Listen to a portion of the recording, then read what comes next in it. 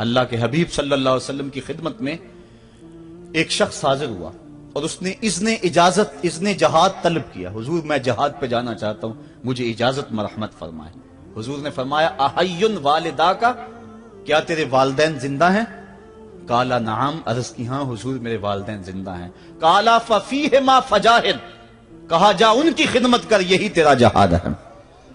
ماں باپ کو بلکتا ہوا چھوڑ جائے اور آپ جہاد پہ چلا جائے, ماں فالج میں گری ہوئی ہے اور بیٹا تبلیغی گشت پہ چلا جائے, باپ تڑپ رہا ہے اور بیٹا پیر کی چوکھٹ پہ جھاڑو دیتا پھرے, اللہ راضی نہیں ہوگا. میں سچ کہتا ہوں, اپنے بھی خفا مجھ سے ہیں, بیگانے بھی ناخوش, کہ میں زہر حلاحل کو کبھی کہہ نہ سکا کند. بات وہی کہتا ہوں, سمجھتا ہوں جسے حق, نئے ابلہ مسجد ہوں, نئے تہذیب کا فرزند. محمد عربی صلی اللہ علیہ وسلم سے بڑا پیر کون ہو سکتا ہے؟ لیکن حضرت وہ ویسے کرنی نہیں آ رہے. آقا کریم اپنے بٹن کھولتے ہیں اور کرن کی طرف, یمن کی طرف رخ کر کے لمبی سانسیں لیتے ہیں اور کہا میں رحمان کی خوشبو پا رہا ہوں. ایک دن صحابہ نے پوچھا, بندہ نواز جس کے لیے تڑپتے ہو, جس کی ٹھنڈی ہوائیں آپ کو آ رہی ہیں, وہ آپ کا بڑا پیار کرنے والا ہے. کہا ہاں میرے سے بڑی محبت کرتا ہے. تو کہا پھر اتنی محبت کرتا ہے تو یمن تو دور نہیں ہے, بلال حبش سے آ گیا, سلمان فارس سے آ گیا, سہیب روم سے آ گیا, اور وہ یہاں یمن سے نہیں آ سکا. فرمایا اس کی بوڑھی اور نابینا ماں ہے جس کی خدمت اس کو نہیں آنے دیتی. اللہ اکبر. اب حضرت اویس کرنی نہیں آئے لیکن خیر التابعین کہلائے. آئے نہیں لیکن حضور ان کی یاد میں تڑپ رہے ہیں. اللہ, بلکہ حضور نے فرمایا کہ کوئی جائے اویس بن عامر کو ملے, اور جب ملے تو اس کو کہنا میری امت کی بخشش کی دعا کرے. جو ماں باپ کی خدمت کرتا ہے, اس سے ثابت ہوا اس کی دعائیں قبول ہوتی ہیں. میں نے ایک روایت میں پڑھا ہے کہ جو آدمی روزانہ اپنے والدین کے لیے دعا کرے, والدین زندہ ہوں تب بھی, والدین فوت ہو گئے ہوں تب بھی, یہ عادت بنا لے, روزانہ ماں باپ کے لیے دعا کرے, ساری زندگی اس کے رزق میں بے برکتی نہیں آئے گی, اللہ اس کو رزق کی فراوانی عطا کر دے گا. اور جو والدین کے لیے دعا نہیں کرتا, اللہ تعالیٰ کی رحمتوں سے محروم ہو جاتا ہے. حضرت ابو ہریرہ رضی اللہ تعالیٰ عنہ جب بھی ہاتھ اٹھاتے تھے تو یہ دعا کرتے تھے, اللہم اغفر لابی ہریرہ ولامی ولمن استغفر لہما, اے اللہ ابو ہریرہ کو بخش دے, حضرت ابو ہریرہ کی ماں کو بخش دے, اور قیامت تک جو ہم دونوں کے لیے بخشش کی دعا کرے اس کو بھی بخش دے. حضرت امام محمد بن سیرین ایک بزرگ ہوئے تابعی, جب بھی دعا کرتے تھے یہ دعا ضرور کرتے تھے, اے اللہ ابو ہریرہ کی بخشش کر دے. کسی نے کہا کہ تمہیں ابو ہریرہ رضی اللہ تعالیٰ نے ان کی ماں سے بڑی ہمدردی ہے. کہا ان سے جو ہمدردی ہونی ہے وہ تو ہونی ہے. انہوں نے کہا ہوا اے اللہ ابو ہریرہ اور ان کی ماں کو بخش دے, جو ان کے لیے دعا کرے اس کو بھی بخش دے.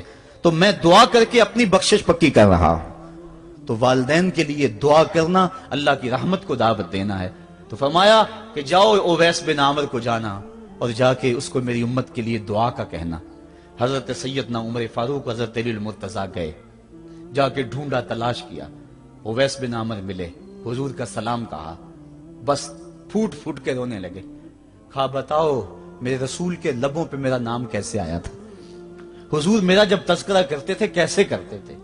یہ درد دیکھا تو بولے کہ کیا آپ اتنی محبت رکھتے ہیں تو پھر ملنے کیوں نہیں آئے حضور کو, اتنا جو پیار رکھتے ہیں تو زیارت کرنے کیوں نہیں آئے. تو حضرت اویس کرنی نے بات کے رخ کو بدلا, کہا تم نے میرے رسول کو دیکھا, تم نے میرے رسول کی زیارت کی ہے. کہا ہاں ہم تو صبح و شام وہاں رہے ہیں. کہا پھر بتاؤ حضور کے یہ ابرو جڑے ہوئے تھے یا کھلے ہوئے تھے. اب دونوں حیران ہو گئے. کہا تم نے تو دیکھا, میں نے تو دیکھا نہیں, تم بتاؤ نا, پھر میں تو گیا نہیں, مجھے کہتے ہو گیا نہیں, تم بتاؤ حضور کے ابرو جڑے ہوئے تھے یا کھلے ہوئے تھے. حیران ہیں. کہا حضور آپ ہی بتلائیے. کہا کوئی دور سے دیکھتا تو جڑے ہوئے نظر آتے, قریب آ کے دیکھتا تو کھلے ہوئے نظر آتے. یہ وہ ہے جو ماں کی خدمت کرتا رہا اور حضور کے دربار میں حاضر نہیں ہو سکا, لیکن حاضری اس کی تھی, وہ جہاں بھی تھا وہ نبی کے قرب میں تھا. تو اس لیے ماں باپ کی خدمت اتنا بڑا وظیفہ ہے. حضرت بایزید بستامی کہتے ہیں میں نے حق معاف کروا لی اپنی ماں سے, کہ ماں تیرے حق ادا کروں یا اللہ کے حق ادا کروں, تو مجھے اپنے حق معاف کر دے, میں اللہ سے اپنے حق معاف کروا لیتا ہوں, اپنی اللہ کو راضی کر لیتا ہوں. جنگلوں میں گھومتے رہے, 12 سال بیت گئے. ایک دن دوبارہ آئے, بستام کی سمت سے گزرے, خیال آیا چلو ماں کو سلام کر جاؤں. तहज्जुद का वक्त था, रात का वक्त था, दरवाजे पे खड़े रह गए कि मेरी माँ सोई होगी, मैंने कभी कोई खिदमत नहीं की माँ की, तो अब उठा के तकलीफ क्यों दूं। सारी रात खड़े रहे। जब तहज्जुद का वक्त गुजरा तो नाली से पानी आया, समझ गए कि मेरी माँ तहज्जुद के लिए उठी है।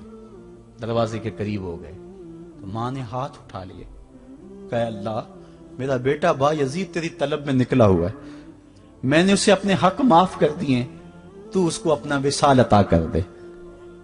हजरत बा यजीद दरवाजा खटखटाने लगे और मां के कदमों में लिपट गए और रो के कहने लगे, जिस रब को मैं जंगलों में तलाश करता हूं वो तो रब मेरी मां के पास है। तो मां की दुआओं में अल्लाह की रिजा है, मां राजी हो जाए तो समझ लो खुदा राजी है। अल्लाह ताला जल्ला शानहू ने इरशाद फरमाया, वक़दा रब्बुका अल्ला ताबुदू इल्ला इय्याहु, तेरे रब ने यह तय कर दिया है कि उसके अलावा किसी की पूजा नहीं करोगे। व बिल वालिदैन एहसाना, और वालिदैन के साथ उसने सलूक से पेश आओगे। इम्मा यबलुगन्ना इंदकल किबरा अहदुहुमा औ किलाहुमा फला तकुल लहुमा उफ़्फ़िन वला तनहरहुमा, अगर तेरे पास दो या दोनों में से एक बढ़ापे को पहुंच जाएं तो फिर उनके सामने तूने उफ भी नहीं कहनी और ना उनको झिड़कना है और उनसे नरम लहजे में बात करनी है। जब माँ बाप जवान हो, बच्चों की जरूरियात पूरी कर रहे हैं, उनके तालीमी अखराजात और उनके मुआशी सारे मामलात दुरुस्त कर रहे हो, तो उस वक्त तो वालिदैन की बच्चे ताजीम करते ही हैं। इम्तिहान उस वक्त शुरू होता है जब माँ बाप बूढ़े हो जाते हैं और चलने फिरने की सख्त भी नहीं रहती, सिर्फ सांस की एक डोरी लटकी रहती है। और जिस तरह बच्चा अपने बदन से मक्खी भी नहीं उड़ा सकता था, अब ये हालत माँ बाप पर आ गई और बच्चे की तरह मिजाज चिड़चिड़ा हो गया।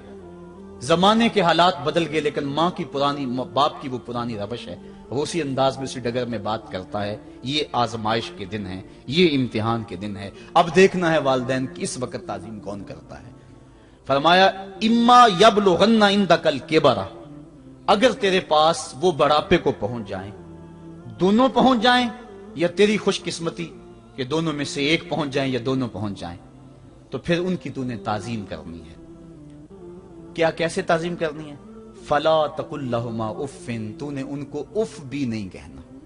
हजरत इमाम फखरुद्दीन राजी के हवाले से मैं आज ही सुबह या गुज़श्ता शब उफ की तशरीहात देख रहा था। उन्होंने 12-13 अकवाल बयान किए हैं, लेकिन 2 कौल फरमाते हैं। उफ ये है कि इंसान के बदन के ऊपर जो शफाफ रहता हो, साफ रहता हो, मट्टी पड़ जाए, रेत का जर्रा पड़ जाए तो उसको फूंक मार के उसको हटाता है, तो वो फूंक से जो आवाज पैदा होती है उसको अरबी में उफ कहते हैं। तो फिर उफ हर उस चीज के लिए मनकूल हो गया जो नापसंदीदा है। एक तो कौल ये है कि वालिदैन के सामने इस एहतियात से रहो। दूसरी बात, आप फरमाते हैं उफ का मफहूम यह है कि जब माँ बाप बूढ़े हो जाएं तो बोलो बरास चारपाई पे निकल जाता है और इंसान उनको उठा के उनकी खिदमत करता है, सफाई करता है, कपड़े बदलता है। इंसान की तबीयत में जो फितरी नफासत है उसके तहत उसको माँ बाप से जो मकरूह और नापसंदीदा बू आती है उससे वो बचना चाहता है। वो नफरत माँ बाप से नहीं होती, वो नफरत उस बदबू से होती है जो माँ बाप के बदन से या चारपाई से या कपड़ों से उठ रही है। तो बंदा अपने जो है वो नाक पे कपड़ा रख लेता है उस बदबू से बचने के लिए। तो उफ के मफहूम को बयान करते हुए हजरत इमाम राजी कहते हैं कि इंसान को इस बात से भी रोका गया है कि तू अपने नाक पे कपड़ा रख के अगर उनको सफाई कर रहा होगा तो माँ बाप के नाजुक दिल पे कहीं ये बोझ ना आ जाए कि मेरा बेटा मुझसे नफरत कर रहा है। इसलिए वालिदैन की ताजीम का आलम यह है कि तू खुले नाक से उनकी खिदमत करे और वो बदबू सहता रहे और अपने नाक के ऊपर कपड़ा भी न रखे कि तेरे माँ और तेरे बाप के दिल के अंदर इतना खलाल और मलाल भी पैदा ना हो। यह है उफ का जुमरा। हजरत इमाम हसन रदी अल्लाह तआला अन्हु ने सारी जिंदगी अपनी वालिदा हजरत फातिमा तो ज़हरा के साथ बैठ के खाना नहीं खाया था। एक दिन हजरत सैयदा फातिमा ने फरमाया कि बेटा मेरा जी चाहता है कि मेरे साथ तुम बैठ के खाना खाओ, लेकिन तुमने कभी भी मेरे साथ बैठ के खाना नहीं खाया, क्या वजह है इसकी? तो हजरत इमाम हसन फरमाने लगे, अर्ज करने लगे, अम्मी मैं इस डर से आपके पास बैठ के खाना नहीं खाता कि कहीं किसी लुकमे की तरफ आपकी नजर बढ़ जाए और मैं अदमे आगही की वजह से अपने हाथ को उस लुकमे के पे डाल लूं। اور نہ جان سکوں کہ اس لقمے کو اٹھانے کا ارادہ میری ماں کے دل میں پیدا ہو چکا ہے اور میں اللہ کی رحمتوں سے محروم ہو جاؤں، اس ڈر سے میں آپ کے ساتھ بیٹھ کے کھانا نہیں کھایا کرتا۔ یعنی ماں باپ کی تعظیم کا عالم یہ ہے، اف تک نہ کہو۔ حضرت سعید بن المسیب رضی اللہ تعالی عنہ جلیل القدر تابعی ہیں، وہ فرماتے ہیں کہ والدین کے سامنے بیٹے کی حالت کیا ہونی چاہیے۔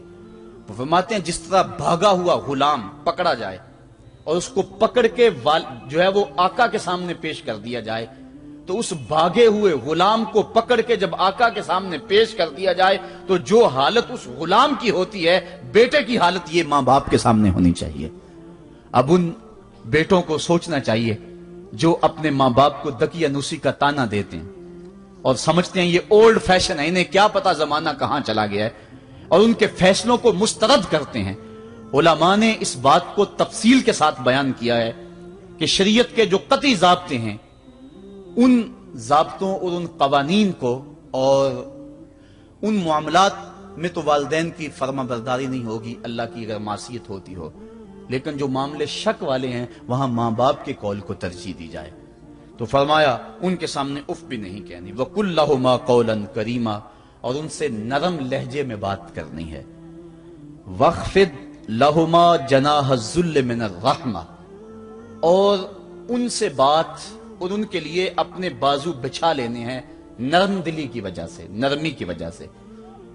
جب جانور زمین کی طرف رخ کرتا ہے، اوپر سے نیچے کی طرف آتا ہے تو اپنے پروں کو سکیڑ لیتا ہے، تو اس کے لیے یہ لفظ بولے جاتے ہیں وَاخْفِضْ لَهُمَا جَنَاحَ